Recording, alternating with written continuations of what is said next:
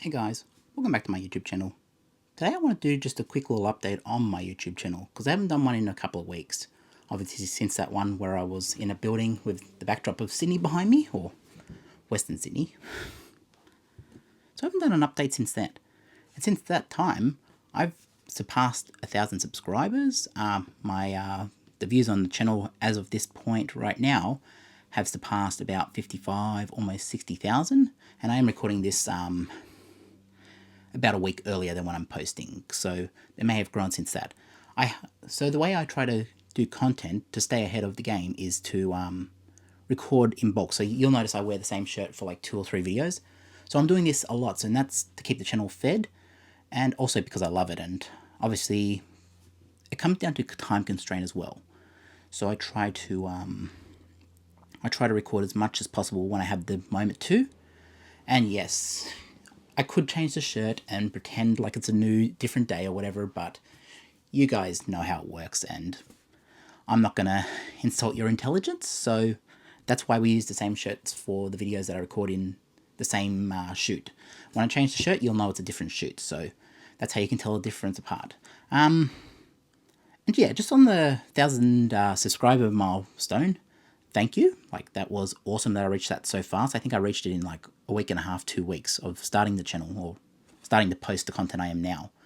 Before that, I was posting like concert videos, some acting videos that I was trying to pretend and try to go viral with, but I wasn't too passionate about it. So the reason it didn't take off was because you could tell I wasn't passionate about it. Whereas you can tell I'm passionate about this. I could talk forever about this, and you can tell in the length of the videos that I'm passionate about it. So yes, I think I found where I'm best suited. I like talking about physical media. I like talking about wrestling. So I know my wrestling videos don't do as well, but I love talking about wrestling as well. And even though they don't do as well as like the physical media stuff or anything like that, or even the gaming videos, I'm still going to make wrestling videos because I love wrestling as well. And as you can tell, I'm wearing a Roman Reigns shirt right now. Smash 'em, stack 'em, pin 'em. Got to acknowledge the tribal chief. Hey, Roman Reigns has carried that company for years, and I'll say the same about Cody. He's carrying the company as well right now. Like, every wrestler who's carrying wrestling forward, I'm going to support. I don't care if it's Roman Reigns or Cody or Seth Rollins or whoever. Mummy, Rhea Ripley. Like, all of them are doing great work in keeping the modern product intriguing. And for so many years it was stale because under the direction of the old leadership, results didn't matter, pay-per-views didn't matter, the TV product felt the same. So yes, I will continue making wrestling videos, even though they don't do too well. I don't care if they do too well, they're a passion of mine. And that's just what I've said right from the start. If I get 2 viewers on that and 2 comments and 2 people actually care enough to comment and have a chat, then I'm making the video for those 2 people. And it doesn't have to do well. I'm not really doing this for monetization. I'm not really doing this for money. Now, I'm sure I've probably reached that milestone eventually, or I've already reached it by the time I post this video. And you probably will start seeing an ad or 2, but I'm going to try to control the ads if I can. I'm going to try to maybe put one at the beginning and one at the end. And if I can find a spot, I'm going to... Let me just say, if ads do start appearing on my videos, I'm going to be coordinating it very carefully to make sure that it doesn't interrupt the flow of the video. Because so many times when YouTubers do that, it interrupts the flow of the video. And it just like, if there's a suitable moment to put an ad, then maybe put it there, but if there's no suitable time, it doesn't belong there, And that's my mentality. I don't really care too much about monetization, but it would be nice with the monetization. So I am keeping an eye on that, but also it's not about that. It's about making sure that the community is enjoying the content I like. It's all about content at the beginning of the day. Like, the reason I started the channel because I love the content. This is a content library. I love this, and I love talking about it. And it's great that so many people have gravitated towards me and have loved the way I talk, have loved the way that I display this, and it is really great. And as the channel grows, I've said from the start, I try to read all the comments. Like, I believe if I can't take the time to read my comments, then like, how can I expect people to watch them? And that's another thing. From the first video, because it's a while back now, I posted it a couple of weeks ago. Something as small as like going back and watching your own videos. Now, a lot of YouTubers will say, I don't watch my stuff back. Actors even say that. I can't watch my own movies. I will go back and watch each YouTube video I post, and I'll read the comments of that YouTube video I post. That's how I found out there was an issue with the mic that I hope has been fixed now. I've went into the settings on the Rode microphone and tried to... It's a setting you have to do on a computer, so I did it on my computer, my little Microsoft Go over there in the corner. You can't see it, it's out of frame. But I went into that and tried to make the microphone louder, which I'm believing it is now. You probably don't have to have me on max to hear me, because, yeah, the problem was with the gain. And I'm hoping now I sound better. Now I can talk at this volume and not have to yell so you can hear me. So, yeah, I'm hoping that sound has been fixed. And yeah, since the first video, I've really grown. I've become more confident with doing this. And I'm starting to find topics that I'm kind of passionate about talking about. One recent video was Australian film, which I showed off. And I love talking about Australian film. I haven't seen every Australian film. And people who ask me, hey, have you seen this? Have you seen that? I have to often say, no, I haven't, because that's the thing. I'm always expanding my knowledge of Australian movies, Australian TV. I'm always growing. And same with any other genre. I'm always growing. And that's the thing. I'll see stuff like the niche little movies, but I won't see the mainstream ones. And a lot of the time, people say, "Oh, you haven't seen that? That's like a cultural thing. You need to see that movie." And I'm like, "Cool, but I'd rather watch this unknown title over here that nobody's seen, because that's what I tend to like." And so, look, the YouTube channel is growing at an alarming rate. It's growing really fast. It's faster than I expected, and I'm so grateful that so many people have gravitated towards me and want to hear me do these videos. Like, it's given me confidence to continue on, because so often I just like give up after a certain amount of time. If something doesn't work, I'm just like, okay, cool, let's move on. Because my mind is just like, okay, I will do something until I failed at it, and then once I failed, I'll stop it and then analyze what went wrong.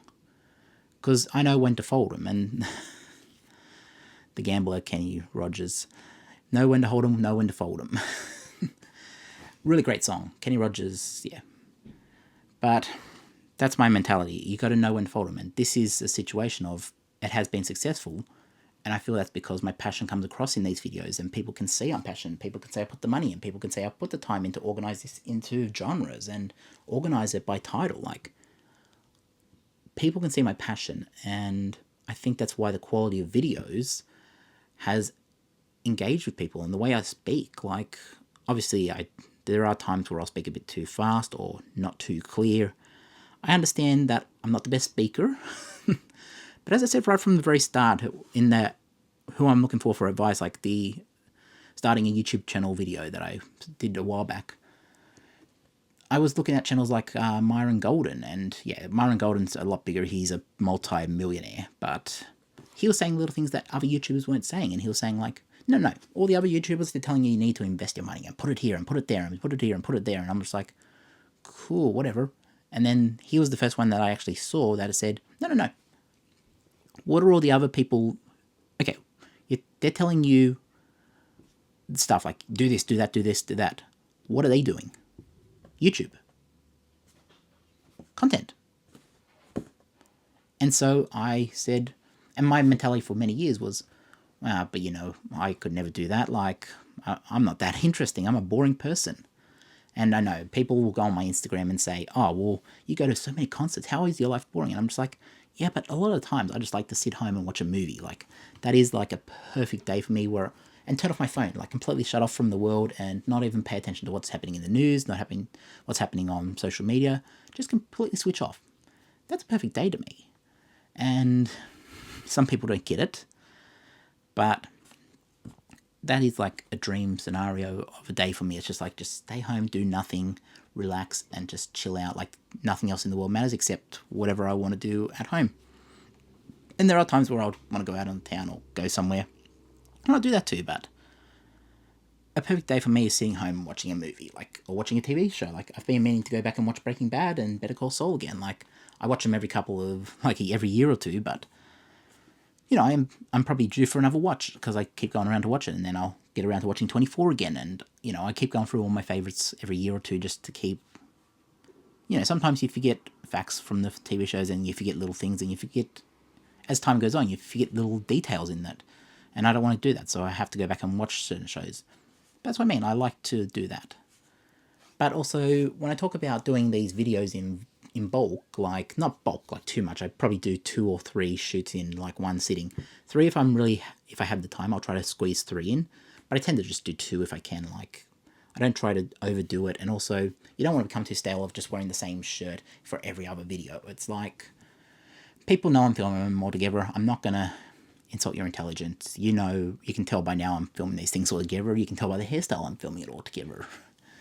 But that's also safety. So if the internet goes down for a day, if, like, how I do it is I'll upload them and let them sit there, and they're in the pipeline, so they're already scheduled to release at a certain time. But I also review them a couple of times, like go through the video, and then if something doesn't work, I'll pull it down and upload a new version of it, and that's how I tend to do it. I go over it with a fine-tooth comb. Like, I'm my biggest critic. I'm always looking it over. I'm always like, cool, like, what works, what doesn't work. Oh, I said something there that's not factual. I better fix that, or put a little subtitle in there that says it's not factual, or something else. But also, you know, most times I do this without a script, and I do tend to rant, and that's the thing. I know I tend to rant because I don't have a script. I know I don't have dot points, but somehow I thought that was going to be the biggest defect of the channel. I thought it was going to be the biggest thing that everyone had a problem with. I thought it was going to be, oh, he's gone off topic and he's talking, he's ranting. But it turns out that it's actually become the biggest asset. And yes, as this grows, it's going to be something that I'm not going to be able to read every comment. It's going to be something that I'm not going to be able to get around to everyone. I know so many people, including one of my fans who was number 1,000 follower on TikTok, she's been reaching out to me saying, do a room tour. And the problem with the room tour is that what you see in this shot is arranged in a way that it fills the frame. There's certain parts, like there's a bookcase over there that used to have my my DC collection on it, but I've moved my DC over here now. And anime down the bottom. But that's going to become a gaming sort of setup. That's going to have the PS... Because I'm going to start collecting, like, PS1, PS2, PS3, and PS4 cases again. That's going to become the gaming bookcase. And because I've talked in a recent video about... I'm kind of bored of gaming, and I'm thinking... I'm about 90% sure I'm going back instead of going forward with PS6 or PS5 Pro when that comes out. That's going to be, like, where I go to for games. And honestly, I don't really care about the newer stuff. And... look, while so many YouTubers and like so many people review newer titles, like as I said, I will probably make a video when I watch it about True Lies, as I've said many times. I'm still waiting to see this one. I've got it. It's definitely in my collection. But I have to find the time, and I have to feel the spark to watch it, because, like, so many collectors will tell you that it's all about the spark, and you need to feel it. You need to feel the movie and be ready to watch it, because if you try to force yourself to watch it, it's going to be a chore and you're not going to enjoy it. And I don't want to be one of those YouTubers that sit there frame by frame just checking what's the differences. I'll just tell you if I enjoy the movie. I won't tell you, like, I'll give you my true opinion like I did with Terminator. Like, I think Cameron ruined that 4K, and you know what? He's got a hit and miss record. So Cameron did well, that's the thing. It wasn't really Cameron doing the thing. He signed off on it, but he viewed it and he gave it the okay. But then you get something like Titanic, which was a great transfer. And then I haven't seen The Abyss, but I've got The Abyss somewhere over there in Sci-Fi. I've seen it on DVD, back in the DVD days, obviously. But, yeah, I haven't seen the 4K transfer of that, and I've got it there ready to go as well. And I'm sure I will like it. It's the matter of, I don't like to make opinions about things that I haven't seen. And I will stick to that. And that's the thing. The whole thing of the YouTube channel is staying real to myself. Because you followers out there watching me right now, you can tell when it's BS. You can tell when I'm not being authentic. And yes, I could have a script over there and whatever. I don't have a script right now, but I could write a script up like I did with my Just Malboy video and type it all out and make sure that it's every little detail has been checked religiously. Make sure every little minor detail has been triple checked, and I can do that. I can do that, and I might do that with longer form videos where I actually review a movie or something. If I do review an older movie, it won't be the new ones unless I really feel I need to. But I tend to just go in my collection and, you know, I might want to do a review of Dawn of the Dead. I did a review of Dogma. There's certain titles, it's not going to be the most recent 4K that you must run out and buy. And it's not going to be like that. It's going to be hey, I think The Room's pretty cool, so let's talk about The Room. Or like, hey, I think Pirates of Silicon Valley is great. Let's talk about Pirates of Silicon Valley. That's how I'll tend to do reviews. It's not going to be what everyone else is doing. I'm just going to pick niche titles that I like, and if people want to watch it, people want to watch it. If people don't, I'm doing it for me, and obviously the people, if one follower likes the content I'm doing, they'll gravitate towards it and subscribe and whatever, and they will watch me. But it's more about, I'm doing this as a passion project rather than a stream of income or passive income or monetization. And yes, look, monetization I think I will probably be eligible for monetization soon. I don't know how that's going to do. If it earns 5 cents, I don't really mind. That's like a win for me. Like, the fact that YouTube will even give me any money is kind of insane. But I'm not eligible yet, but I am looking at it, and I'm very aware that it could happen one of these days. And if that happens, like, cool. But the channel was never started for that reason.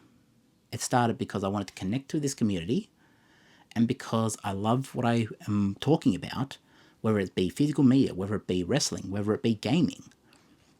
You can see the passion when I talk about it.